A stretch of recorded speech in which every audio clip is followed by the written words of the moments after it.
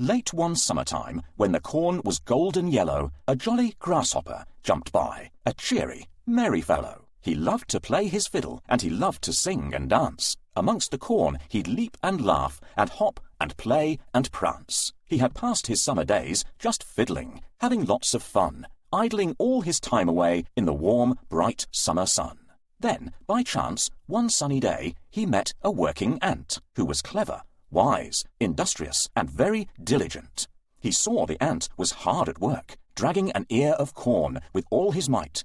It was 20 times his size, such an extraordinary sight. Goodness! Chirped the grasshopper. Why not stop with me and play? Why work so hard on such a bright and glorious summer's day?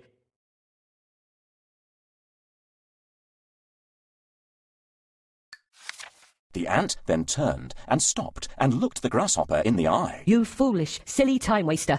I shall tell you why. The sun is shining. Yes, of that I am well aware. But I am gathering in the harvest while the harvest is still there. And I suggest you would be wise to follow my advice. Store some food for winter while the weather is still nice. But surely, said the grasshopper, the winter won't come for a while. To work on such a glorious day is really not my style. The working ant took up his load and with a shaking of his head said, Goodbye. I must prepare for winter and my family must be fed. The grasshopper waved his fiddlestick and ignored the ant's advice, and he hopped away and fiddled while the weather was still nice. But the seasons change, and winter came as it was sure to do. The field was bare and empty, where the golden corn once grew. The ant had stored corn wisely. He had food the winter through. But the grasshopper went hungry. There was nothing he could do. He had ignored the ant's advice, and now it really was too late. You cannot eat fried fiddle. It doesn't make a tasty plate. The moral of this story is, of sound advice take heed. In times of plenty, save and store in case of future need. Hey, ants! Why are you working when you can have fun in the summer?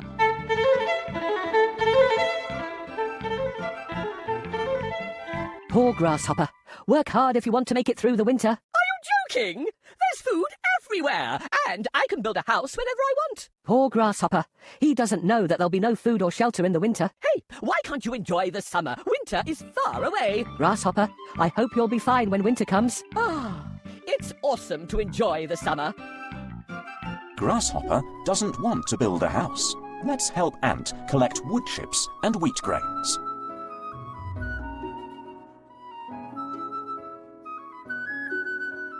Thanks. These ears of wheat will taste... Thank you. This ear of wheat will last me through December. Thank you. These wood chips will warm my house in the winter. Find a bucket to collect dewdrops, for we need to gather dew now. Yes, this bucket is perfect for gathering dewdrops.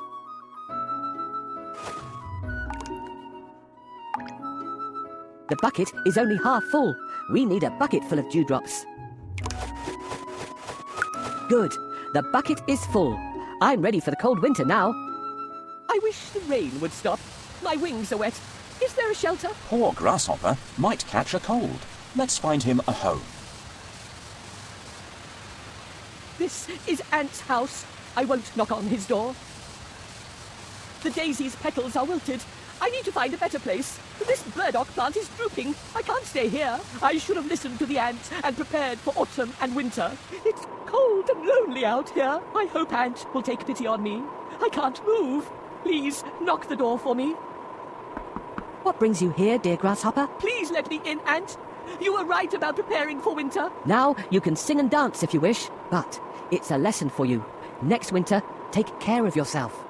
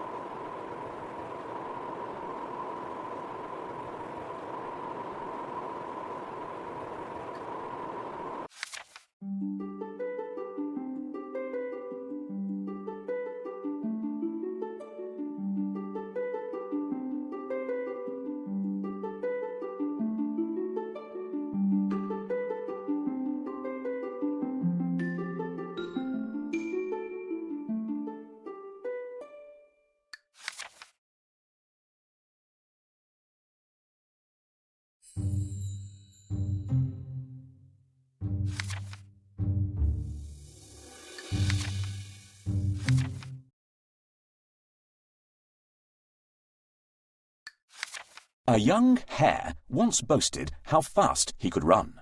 He was agile, long-legged, and out for some fun. So he teased an old tortoise about his slow pace. But the tortoise surprised him and asked for a race. If you think you can beat me, you're out of your mind, jeered the hare, who was really very unkind. Yes, I could win, said the tortoise. Name the time and the place. The hare thought this amusing and laughed in his face. But he agreed to the race and the place it was set. An announcement was made in the Country Gazette. The animals gathered, all out for the day. Excitement arose when the race got underway. The hare and the tortoise were set on their marks. The pistol was fired, and it shot out some sparks.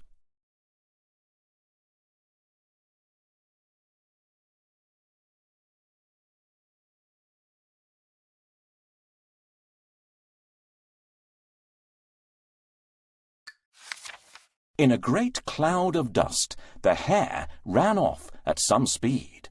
It was obvious to all he was well in the lead. The tortoise then coughed, wiped the dust from his face, then set off quite steadily at a moderate pace. He didn't worry that hare could run very fast. The test would be whether or not he could last.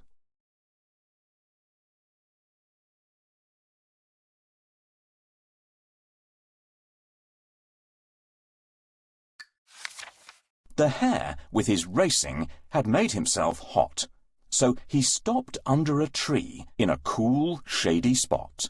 He thought, why should I rush? I'm certain to win. So he laid down for a rest, fell asleep with a grin. Meanwhile, the old tortoise plodded steadily on, neither stopping nor resting as he went along. He passed by the hare, and then, oh yes indeed, it wasn't hare, but old tortoise who was now in the lead. The crowd saw him and cheered. The noise woke up the hare. To see the race won by tortoise was more than he could bear.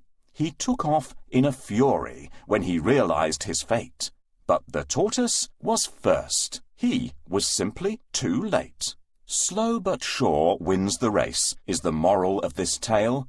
Take things steadily and moderately, and you'll never fail. I'm proud to be fast and light-footed. Those who can't run fast are really unlucky. How do you manage, Tortoise? I might be slow, but I'm always on time. You can't be on time if you're slow. Let's have a contest to see who reaches the mountain first. I accept, Hare. Nightingale, can you be the judge? Sure. Please take your places. On your marks, get set, go! Good luck, Tortoise!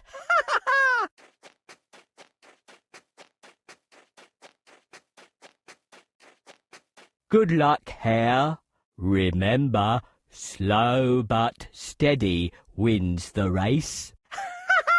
I'm already halfway, but Tortoise is so far behind, I'll take a nap.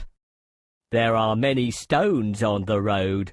Shall we remove them so I can walk faster? Let's help Tortoise remove all the stones from the track. Thanks again for this stone. Thank you.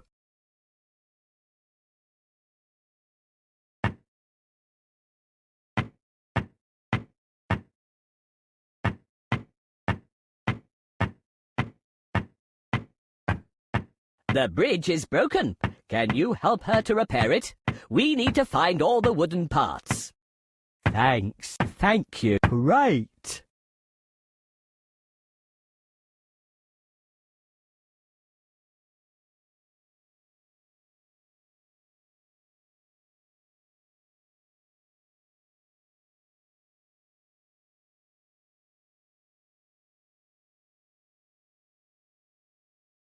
Tortoise is approaching the finish line, but where is Hare? Ah, he is sleeping under the tree. Let's wake him up.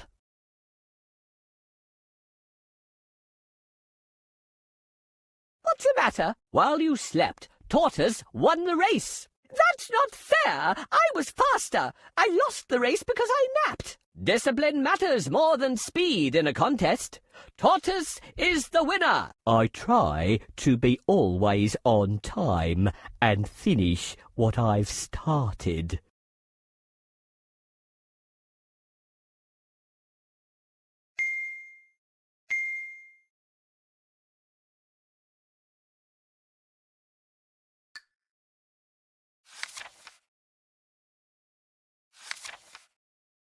A lion was dreaming, asleep in his bed, when something suddenly awoke him as it ran over his head. "Whatever's that?" he exclaimed, and he shot out a paw and grabbed a small mouse that he'd not seen before. The lion roared in anger. "You woke me as I slept! I shall eat you for supper!" Please don't. The mouse wept. King Lion, you are powerful, mighty, and strong. Please don't eat a poor mouse who meant you no wrong. "Ha ha ha!" Laughed the lion. "It's true. You are weak. I am strong, as you say. So I'll let you speak." I am sorry I woke you. Please be kind. Let me go. I may one day repay you. You really don't know.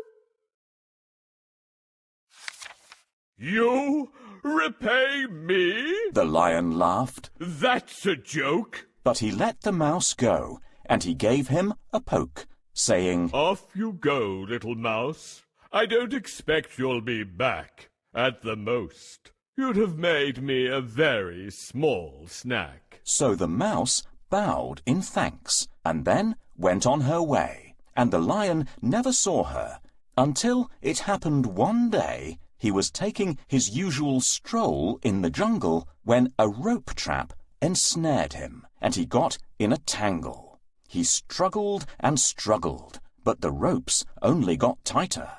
It didn't help, in this case, to be a great fighter. "Help! Let me out! Let me free! I'm in pain!" But his roaring and crying were to be all in vain, until a small mouse in the bushes pricked up her ears and ran to his aid and swallowed her fears. Remember me, Your Highness. She found the courage to say. You showed me kindness, and I said that one day I'd repay you. And now I'm really quite sure I can help you. And then, quickly, she started to gnaw away at the ropes until she'd gnawed a big hole which the lion fell through safely, body and soul. "At last, I am free, little mouse.